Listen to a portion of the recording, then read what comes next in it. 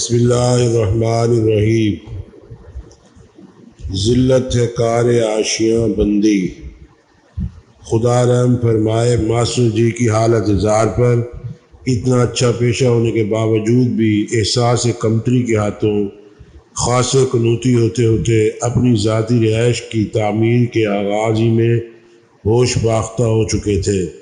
جوں مکان مکمل ہوتا گیا، زندہ دلی، خوش طبعی اور صحت مندی ان کا ساتھ چھوڑتی چلی گئی۔ رنگت تو پہلے سے ہی گرمی تھی، مگر تعمیر مکان کے بعد جیسے صاحب مکان کی گھریلو معیشت تباہ ہو جاتی ہے، ان کی رنگت بھی مزید شوخ ہو کر اودھی ہو گئی تھی۔ انہیں اہل محلہ بے اختیار سنگاڑا بھی کہہ دیا کرتے تھے۔ مکان بنوانے سے پہلے ہلکی ہلکی شگفتگی جو چہرے سے سرزد ہو جایا کرتی تھی، ایک نام کو بھی نہ تھی۔ ماسٹر جی نہ صرف جسمانی بلکہ اخلاقی طور پر بھی مریض سے ہو گئے تھے۔ مکان کی تعمیر کے آغاز میں ہم ایک شام باہر نکلے تو دیکھا کہ ماسٹر جی کافی دور سے ایک عدد جوتا ہاتھ میں تھامے مکان کی جانب خرامہ کچھ بڑبڑاتے چلے آ رہے تھے۔ ہم نے سوچا کہ جوتیاں تو ماسٹر جی مارتے ہی ہیں، ممکن ہے بیچتے بھی ہوں۔ ہمیں زیر لب مسکراتا دیکھ کر ماسٹر جی صورتحال بھانپ گئے اور بن پوچھے لگے وضاحت کرنے۔ ہمیں تو یہ راج مزدور یقیناً کسی اونٹ کی اولاد دکھائی دیتے ہیں، کبھی ایک دوسرے سے غراتے ہیں تو کبھی ٹراتے ہیں، اور پھر اس غراہٹ اور ٹراہٹ کے دوران نوبت جوتیوں تک بھی آن پہنچتی ہے۔ ماسٹر جی اپنے بائیں ہاتھ میں گھسے ہوئے مچھلی نما جوتے کو ہوا میں لہراتے ہوئے بولے کہ یہ میزائل بھی اس شورش آرائی کا نتیجہ تھا، مگر یہ کہ اپنے ٹارگٹ یعنی ٹھیکیدار صاحب کے سر مبارک میں بشکل گومڑ کو یاد چھوڑتا بدقسمتی سے دور جا گرا تھا۔ سوچا کہ اس ناکام و نامراد کو امن پسندی کا مظاہرہ کرتے ہوئے اپنی تحویل میں لے لیا جائے۔ اتنے میں ماسٹر جی کے گھر سے آنے والی زنانہ مردانہ کلکاریاں شدت اختیار کرتی جا رہی تھی۔ مکان میں مزدور عورتوں، مردوں اور ٹھیکیدار صاحب کے درمیان مارکا گرم تھا۔ مارکا کیا خاک تھا، بس ایک ٹھیکیدار صاحب کی تاج پوشی کی جا رہی تھی۔ خانہ بدوش عورتوں کی گز بھر کی زبان بھاگ رہی تھی، ورنہ خطابت اپنے نقطہ عروج پر دکھائی دیتا تھا۔ ادھر انگشت بدناں ماسٹر جی اپنی 50 سالہ پرانی صلاحیتوں اور تجربے کو بروئے کار لاتے ہوئے ان تیر افکن اوڑھنیوں کا منہ بند کرنے کے لیے اپنا منہ بار بار کھولتے، فرماتے ہیں کاش تم بھی انسان بن کر تو دیکھو کتنا مزہ آتا ہے۔ جواب موصول ہوتا، اے ماسٹر چھوڑ مزے وجے کی باتاں، اپنے منہ نہ لگیو، ہم تو گھنے کمینے ہوں۔ ماسٹر جی چلا کر کہتے مجھے بتانے کی ضرورت نہیں۔ پھر ٹھیکیدار صاحب کو بین الاقوامی درجے کی درجن بھر بامعنی گالیاں دی جاتی۔ ماسٹر جی خانہ بدوش عورتوں کی جلی کٹی سنتے اور لاحول پڑھتے چلے جاتے۔ اے بدروئے، میرے نئے گھر میں کیا غلاظت کا انبار لگا رہی ہو۔ پہل نئے گھر میں کوئی نیک کام کیا جاتا ہے اور تم ہو کہ کنجر میراثی کی رٹ لگائے ہوئے ہو۔ آخ تھو، اللہ کرے تم گنگی ہو جاؤ۔ ماسٹر جی غضبناک لہجے میں چلا رہے تھے۔ یوں ہر شب جمعہ دشنام ترازی کے کثیف دھوئیں سے ارد گرد کی فضا مقدر کی جاتی تھی۔ ہر شب جمعہ یوم حساب کے طور پر منائی جاتی تھی۔ زنانہ و مردانہ جوتیاں زوں زا محو پرواز رہتی تھیں، کبھی مکان کی حدود کے اندر اور کبھی باہر۔ ٹھیکیدار کچھ فسادات ہوتے رہتے۔ ماسٹر جی کبھی تو لچکیلی پسلیوں پر ہاتھ رکھ لیتے تو کبھی اپنا ماتھا کوٹنے لگتے، فرماتے کہ عمر بھر زندگی کے جس ماؤنٹ ایورسٹ کو سر کرنے کے لیے وہ ٹیوشن زنی کرتے رہے، آج اس منزل مراد تک پہنچتے ان بدبخت راج مزدوروں نے ان کی عزت سیمنٹ میں ملا کر رکھ دی ہے۔ ٹھیکیدار بھی پہل تو ماسٹر جی کو اپنا محسن اعظم قرار دیا کرتا تھا، مگر جب سے مکان کا کام اختتامی مراحل میں پہنچا تھا، ٹھیکیدار جی ماسٹر صاحب کو نہ صرف اپنا ادنا سا ملازم قرار دیتے تھے بلکہ وقتاً فوقتاً اپنے پیشے کے مطابق نوکیلے الفاظ کا پلاسٹر بھی لگانے لگے تھے۔ عملی طور پر بھی ٹھیکیدار صاحب نے ماسٹر جی کی کسی بھی وقت غیر متوقع مرمت کے لیے 2 عدد لمبے ترنگے گرانڈیز مستریوں کو کام پر معمور کر دیا تھا۔ ان لمبے ترنگے مستریوں کے کار منصبی میں ماسٹر صاحب کو ڈرانا دھمکانا بھی شامل تھا۔ ان مستریوں کو یہ بھی کلی اختیار دیا گیا اور تاکید مزید بھی کی گئی کہ جیسے ہی ماسٹر جی کوئی نئی ہدایت جاری کرے ان پر قاتلانہ حملہ کر دیا جائے، مگر احتیاط سے۔ یوں مستریوں کے ہاتھوں اپنی عاقبت گندی ہوتی پا کر ماسٹر جی بہت سے دماغی امراض کا شکار دکھائی دیتے تھے۔ ماسٹر جی کا اب تو معمول ہی بن چکا تھا بے چین بہت پھرنا، گھبرائے ہوئے رہنا۔ امریکن مزاج بابا جی، ایک نک چڑھے بابا جی جو کہ مزاجاً امریکی خصلتوں کے حامل تھے، کالونی کے بچوں کو بے وجہ روب دبدبے کا رگڑا لگائے رکھتے تھے، بچوں پر خواہ مخواہ الزام تھوپنے رکھتے تھے کہ تم گلی ڈنڈا کیوں کھیلتے ہو، فلاں تم فٹ بال کیوں کھیلتے ہو، اور فلاں تم سکول کیوں نہیں جاتے۔ محلے داروں کے بچے بھی بابا جی کی اس روکا ٹوکی پر انہیں کلنٹن کا باپ کہا کرتے تھے۔ بچے بابا جی کے لیے جنت کے طلبگار بھی تھے۔ بابا جی مداخلت بے جا کے بہت پرانے اور بڑے ماہر تھے۔ پڑوس میں ایک نیا مکان بنتا پا کر اپنے آئندہ کے معمولات زندگی ترتیب دینے لگے۔ سب سے پہلے بابا جی پانی اور بجلی کی مفت فراہمی کا باعث بنتے اور پھر رفتہ رفتہ نصف مالی کے مکان نظر آنے لگے۔ بڑی ہی پابندی سے مکان پر پہنچ جایا کرتے تھے، نہایت ہی تندہی اور مستعدی سے اپنے فرائض مداخلت بے جا سر انجام دینے لگتے۔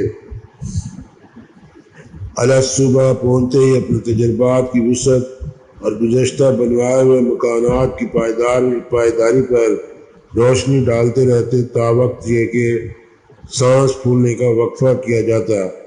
مہارت و قابلیت، فہم و ادراک، تجربے اور مشق کے جھکڑ جب کچھ تھم جاتے تو بابا جی مستقل قریب کو مد نظر رکھتے ہوئے اپنی شخصیت کو دونوں جہاں کے باسیوں کے لیے خیر اندیش اور قابل تعظیم قرار دیتے تھے۔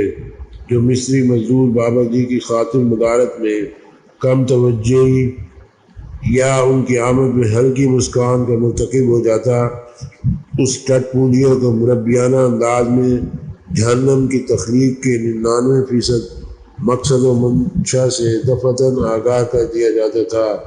جب مزدوروں کا پیمانہ صبر لبریز ہوا تو ماسٹر جی کو نوٹس جاری کر دیا گیا کہ اپنے مربی پڑوسی کو سنبھال کر رکھیں ورنہ انہیں بھی اینٹوں کی بار برداری پر لگا دیا جائے گا۔ منڈلاتے ہوئے خطرات کے پیش نظر ماسٹر صاحب بابا جی کے حضور پیش ہوئے۔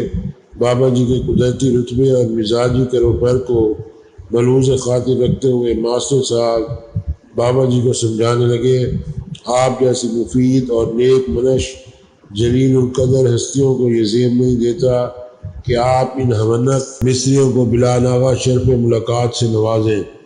روزانہ تشریف نہ لا کر آپ ہمیں شکریہ کا موقع دیں، آپ کی عین نوازش ہوگی۔ کھاؤں کدھر کی بچاؤں کدھر کی، ایک ماسٹر اور 1000 منہ۔ بابا جی سے جان چھوٹتی تو ماسٹر صاحب کی بیگم ہینو دانتی دینے تشریف لے آتی۔ ہینو روز اول بلکہ شب اول سے ہی ماسٹر صاحب کی صلاحیتوں اور ان کے ذوق و شوق سے عیب بینی کی روش اختیار کیے ہوئے تھی۔ ہینو مکان پر تشریف لاتے ہی اپنے نئے عیش کدے کو بلدیہ کے جمعداروں کے دفاتر سے تشبیہ دیا کرتی تھی، طرز تعمیر کو پرائمری درجے کا قرار دیتی اور ماسٹر جی کو بھی کور ذوق، کنجوس، کن ذہن جیسے القابات کے چانٹے رسید کر جاتی تھی۔ ہینو ظن حاسد اور ظن فاسد کی بھی عمدہ مثال پیش کرتی کہ ماسٹر صاحب مکان پر آ کر ٹانگیں دباتے ہیں اور مکھیوں کا شکار کھیلتے ہیں۔ چلتے چلتے ہینوں محترمہ آستہ بوس ماسٹر صاحب کے ایسے ناقابل ترمیم ہدایات اور بڑے ہی قیمتی مشوروں سے مزین اور مسلح بک گوش گزار کر جاتی جو قلب کو گرما دے اور روح کو تڑپا دے۔ ماسٹر صاحب ہینوں کے سامنے تو صرف خاموش غصہ کرتے۔ ہینوں جیسے ہی روانہ ہو جاتی تو ماسٹر جی استہزائیہ انداز میں آسمان کی طرف منہ اٹھا کر کہتے، پاک پروردگار، کیا اس عورت سے نباہ کرنے کے باوجود بھی مجھے پل صراط سے گزرنا ہوگا؟ سال نہ گمان ماسٹر جی کے صاحب مکان ہونے کی بھنک قرابت دار رشتہ دار بھی پاتے تو مکان کی خوبیوں اور خامیوں پر رواں تبصرے کے لیے جوک در جوک تشریف لے آتے۔ رسمی تعمیر کے بعد انوکھے اور نادر قسم کے نقائص بھی بے جا نکال کر چلتے چلتے کچھ رشتہ دار ڈراؤنے خواب دکھا جاتے اور کچھ راج مزدوروں کو گھر سے نکالنے کے لیے اپنی گریلا خدمات مفت عطا فرما جاتے۔ مکان کا الیکٹریشین بھی شاید ماسٹروں سے عداوت قلبی پالے ہوئے تھا۔ روپوں کی پیشگی وصولی پاتے ہی رائے نجات پر بھاگ نکلا۔ ماسٹر جی اس الیکٹریشین کے در دولت پر حاضری دینے سے یوں بھی کتراتے کہ انہیں 440 بولٹ اور اس کی تھرتھراہٹ سے کلیہ تمام ہونے کی خوب خبر بھی تھی۔ لوہار بھی ہتھوڑے اور منہ دونوں سے غضبناک آوازیں نکال کر ماسٹر صاحب کی دماغی مالش کرتے رہتے تھے۔ رنگیلے مائع ٹپے اور مشہور لوگ گیتوں کا تسلسل جب سردردی کا موضوع بن جاتا تو ماسٹر صاحب ان بھانڈ قسم کے لوہاروں کو مرحوم عالم لوہار کا واسطہ دے کر خاموش کرواتے۔ لوہاروں کا کہنا تھا کہ صرف ان کا ہتھوڑا ہی نہیں، ان کا بنایا ہوا طوطی بھی پورے عالم میں بولتا ہے۔ پلمبر صاحب کی جودت طبع بھی ملاحظہ فرمائیے۔ مطلوبہ سامان کا ضخیم نسخہ بنا کر ماسٹر صاحب کو تھما گئے۔ ماسٹر صاحب مارکیٹ پہنچے تو سینٹری کے تاجر انہیں مخیر آدمی سمجھنے لگے۔ سامان کی لسٹ سے معلوم ہوتا تھا کہ کسی مسجد کے کثیر بیت الخلاؤں کے لیے یا پھر خدمت خلق کے کسی پروگرام کے تحت ماسٹر جی کا کم کرائے پر غسل خانے جانے کا ارادہ ہے۔ پلمبر صاحب کے مضموم عزائم اور وسعت ارادی کا جب اندازہ ہوا تو ماسٹر جی ان کے بچوں کو فیل ہونے کی بددعات دینے لگے۔ بجلی کے میٹر کا حصول بھی ماسٹر صاحب کے لیے کو ہمالیہ سر کرنے سے کم نہ تھا۔ رشوت کبیرہ کے بروقت استعمال کے باوجود محکمہ برقیات والوں کے دفاتر میں اتنے چکر لگائے گئے کہ دیکھنے والوں نے ماسٹر صاحب کو وابڈا کا نوکر سمجھ لیا تھا۔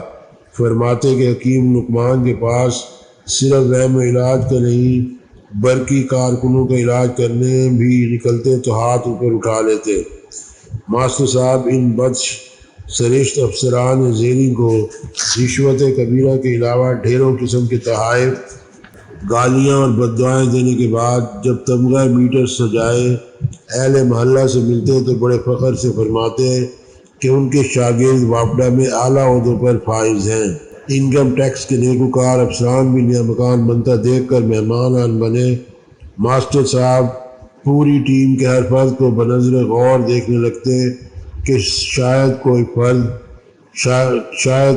شاگرد ثابت ہو جائے، مگر دیے نہ نوٹ تو پھر آشنائیاں کیسی۔ ان فرض شناس افسروں کے نام بھی کئی روپے اور گالیاں کرنے کے بعد ماسٹر جی ہسپتال جا پہنچے۔ دو نوجوان تو گنجے اور ادھیڑ عمر والے بوڑھے ہو جاتے ہیں، بوڑھے سوالیہ نشان بن جاتے ہیں۔ ہاں کوئی کبڑا مکان بنوانا چاہے تو سیدھا ہو جائے، بالکل الف کی طرح۔ سوکھے سہمے ماسٹر جی بستر علالت پر لیٹے فرما رہے تھے۔ اب درخواست ہے کہ چینل کو سبسکرائب کریں اور آئیکن کا بٹن پریس فرمائیں۔ بصورت دیگر ہم آپ سے ہرگز خفا نہیں ہوں گے۔ اس سے پہلے بھی ہزاروں لاکھوں چینل سبسکرائب کرنے سے ہمارے معاشرے میں کون سا سدھار پیدا ہو گیا یا کون سا بیمار شفا یاب ہو گیا ہے۔ آپ یہ کہہ سکتے ہیں میری انگلی میری مرضی۔